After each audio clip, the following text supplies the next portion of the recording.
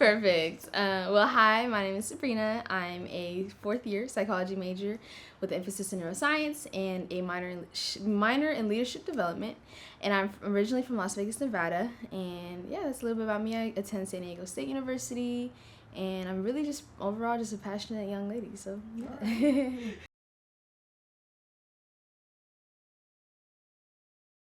So as a young child, little Sabu, that was my little nickname growing up around the households. I've come from a family of immigrants, so my parents immigrated to San Diego at a very 18, 19 young age, adult age, and then from there they got married here and had moved to Las Vegas because they felt like it was more affordable in Las Vegas.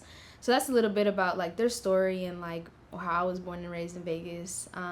So from a young age, my first language is actually not English. It was Tigrinya, which is the native language of Eritrea. Yeah, so that's a little bit about me. So being that young and not really knowing English and starting school and honestly navigating being the eldest daughter in my family was definitely a huge part about just overall my story and who I am. It's played a significant impact in how I make decisions and my character, and just everything about who I am really stems from my experiences of who I was as a younger child.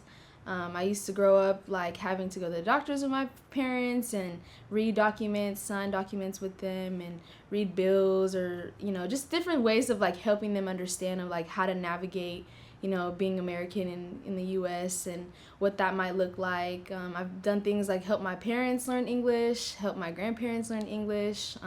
I used to be the one to always tell myself even if you don't know something, you'll figure it out, and I always figure things out. So that was one thing I feel really in my younger age. I really carried that, responsibility of wanting to help my family and, really carry a lot of positivity in my family and be really overall the glue of my family too. So that just really was such a big part of my life of really just helping my family and really living the American dream that we all kind of came to America to live for. So yeah.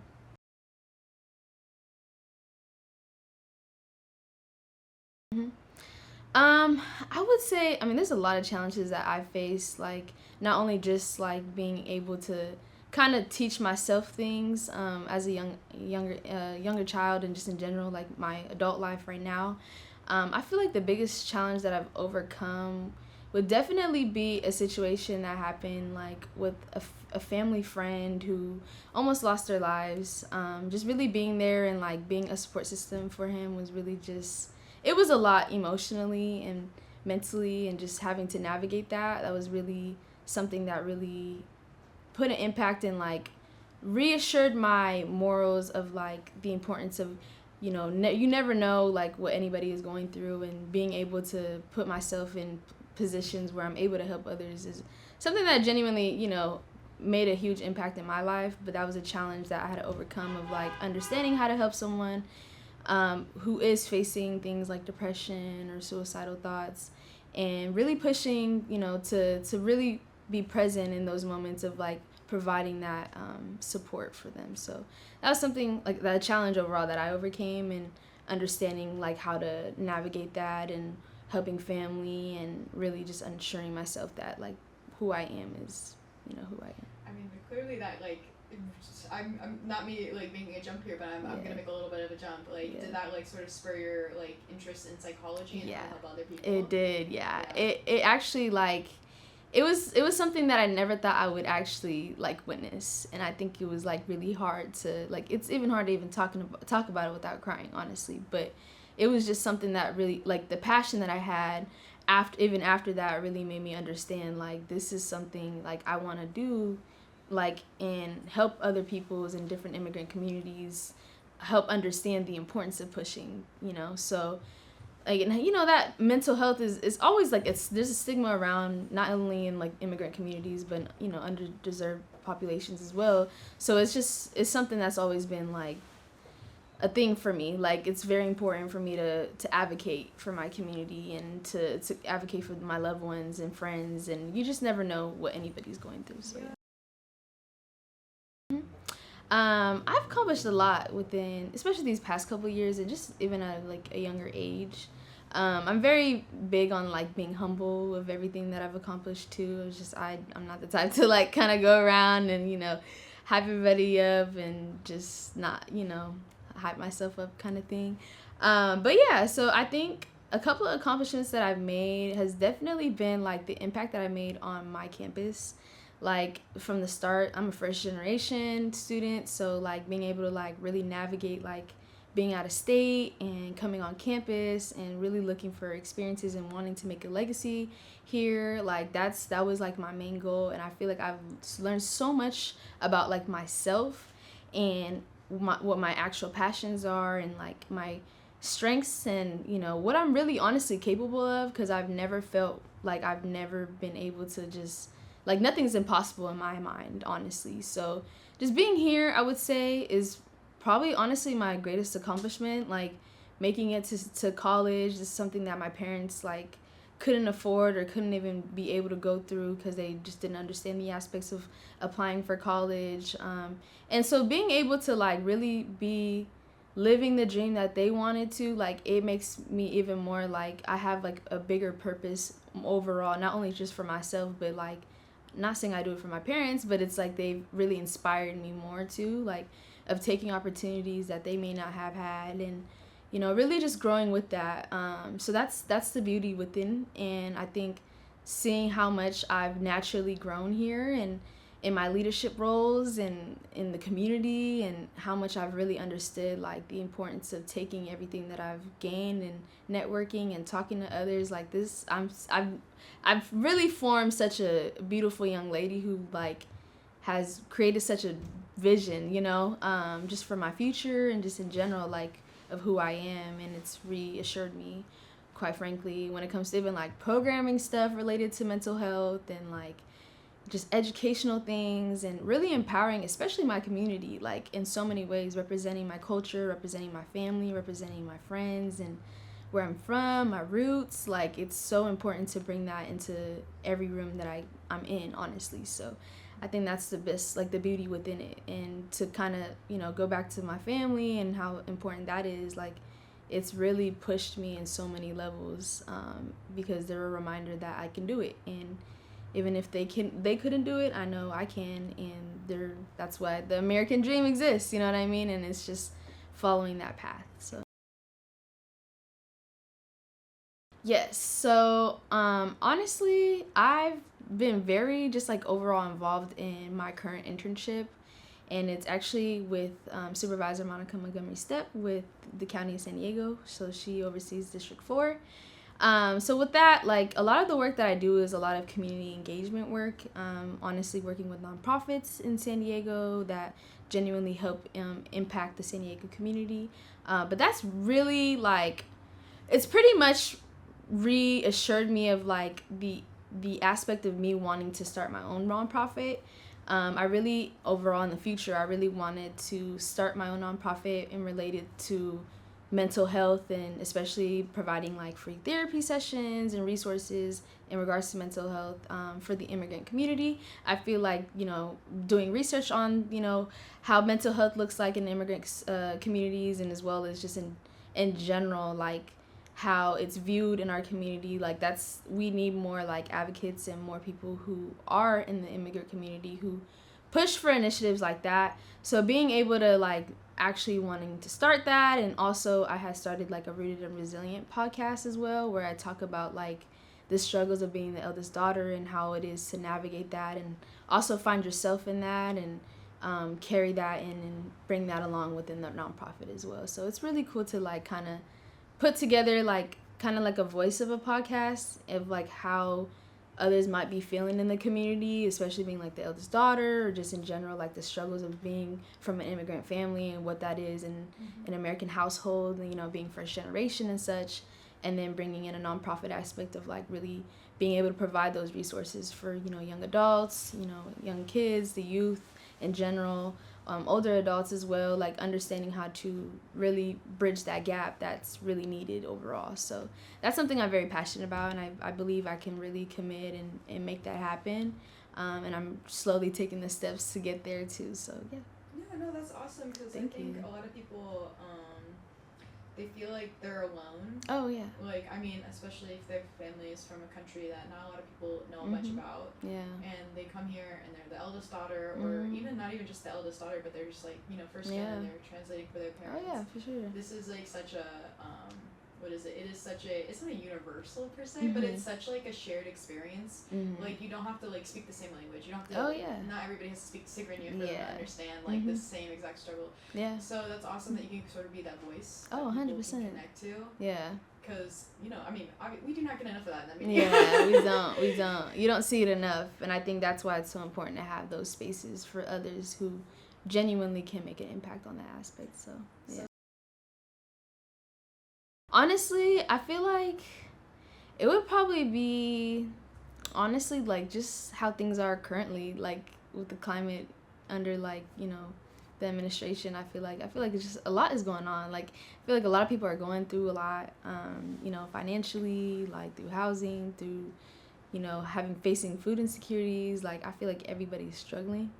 And like I'll be honest, I'm struggling myself, you know. So it's like, as much as like a lot of people don't really see that, like, or might think I have life together or whatever the case may be, I feel like a lot of people are just genuinely like struggling. And I think it's good to push for that support and kind of like still advocate, you know, use your voices in rooms where, you know, or use your votes at that, like, you know. So I think that process or that aspect of things is so important that a lot of people don't really realize until things are done, you know. So like things like EBT being or snatched away, or, you know, simple things, small things like that. Like it really makes an impact in communities who don't have the money for things and such. So I think that's something I would say the process of that is just, I wish there was more like resources or just more different ways of like creating that stability and foundation for others to really just build on something and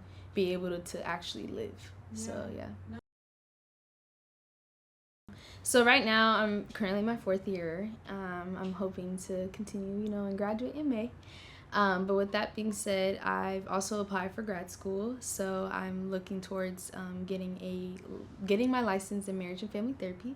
So with that means, you know, obviously after completing things, passing tests, etc., I'm really hoping to, you know, start my own practice and use that nonprofit aspect of really, you know, giving back and really pushing and uplifting my community in any way that I can. And I think, you know, using my educational purpose of things, like I'm going to grow in that. I'm going to grow in wanting to learn more and being around others who share the same passions as me, which I'm very excited for. So yeah, definitely starting out with my master's and then hopefully, you know, getting my doctorate in that too. So then I can understand like, you know, my capabilities in my field and learn, like education is like endless. I feel like you're always learning. So I think pursuing that would always continue to push me to learn more and grow into my field overall. So yeah, that's the end goal. And I think even just in general with my current internship, like I use that as a way to like gain more experience in learning more about the nonprofit world. And like with the County of San Diego, they actually do give out grants to nonprofits. So I understand like, you know, that there are resources that actually help these nonprofit orgs. And so being able to, you know, be a part of that process and teach others or learn the important process of that aspect, I can understand how others can, you know, utilize the nonprofits to actually really help the community and get money for that and get grants to kind of help, you know, continue those initiatives. So yeah. I feel like I would know I'm successful when, honestly, not saying that, I mean, once my goals are completed, you know, obviously I'm always striving for another goal, always. That's always how I roll. Like I love to like, you know, move along and move forward because I'm such a like hard worker with my ethic. But I think honestly, I feel like I will feel successful after not only completing my goals of like starting my nonprofit, getting my master's, things like that, completing all my educational goals in the nonprofit aspects of things. But I really think I'll start feeling successful when I'm genuinely reaching out and making an impact in my community, like hearing from others like wow, I really needed this or whatever the case may be. Like I think that's when I will genuinely feel as if like everything that I'm doing like is truly my purpose, and it's actually working. Like it's not just me just saying it, it's actually it rolling in action. And I think that's what's really gonna make me like not only like just emotional, but just like I can really understand like my purpose of things, and like why I was going so hard in the classrooms with these assignments or essays, and research, and just looking for opportunities and resources to grow in that. I think that's why I'm just so like driven. And I think when I see that and see that role in action in my community or in others and individuals, even just speaking on them or with them, I think that's when I'm really gonna feel like I've done it. It's not just the credentials aspect of what I have, but it's like the impact I've actually made.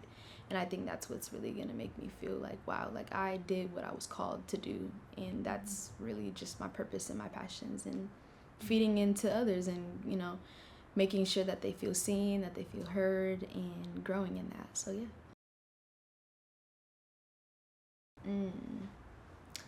I would say a lot of people, when they look at me, they kind of just assume I got my life together. I'm a social butterfly. Like, I'm just outgoing, very dependable. And those are all things, like, I agree with. I'm definitely dependable, trustworthy, I'm very much a social butterfly. I love talking to others and getting to know people. Very community oriented, things like that. I always get those assumptions, but I think the biggest assumption that I always tell people, like, yeah, I might make things look easy, but like this girl has a story behind that, so it's like I'm not always, fully, like, my life is not always together. Like I normalize things for myself to feel like if I'm not okay, it's okay to not be okay.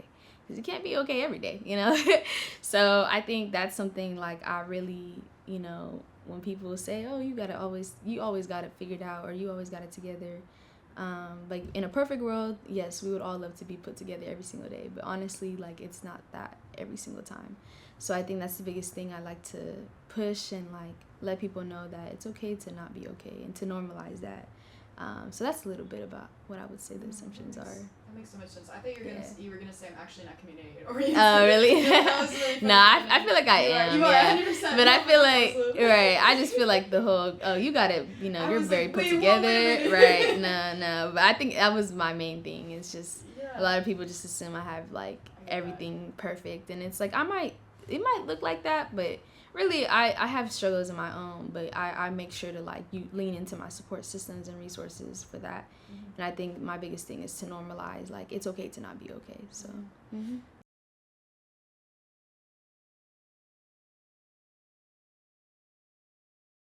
Of course. Sorry. No, you're all good. I would say like some other things that I would, kind of mention, for my scholarship application. I would just say like I'm definitely struggling like in life, and it's just a lot going on, honestly. But financially, like it's been really hard at home, and like being able to like graduate is like a dream. It's honestly a dream for me. It's a dream for my family, and it's something I'm like genuinely struggling with when it comes to like finishing in May and making sure I have the funds to graduate. So I'm just like, that's something I'm like really working hard for, and I've really made an impact like locally and just in general on my campus, and everything I do. Like it reminds me of like my genuine purpose of like why I'm here, and the impact that I'm making on campus and the people's lives I'm in and things like that. So I would just say like, this is a person who really just wants to make it to walking across that stage and continue my education in the future, and really just being able to be ready to really, make an impact in the community, and and everything I want to do and accomplish that. So yeah. All right.